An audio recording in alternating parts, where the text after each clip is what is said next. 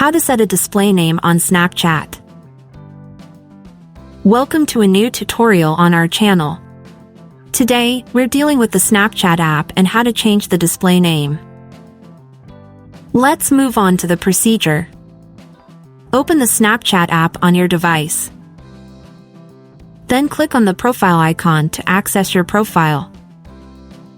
As you can see, only my username is displayed on my profile. Now I'm going to change that and add a name. Open the Settings button in the top right corner. Then, under the My Account section, click on the Name field. So far, the name field has been empty. Now I'll enter my display name. You can use uppercase and lowercase letters as well as emojis.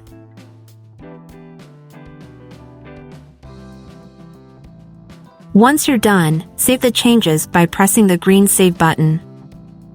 And when you go back, your display name will be above the username. That's all for this tutorial. If you like the content, please subscribe to our channel.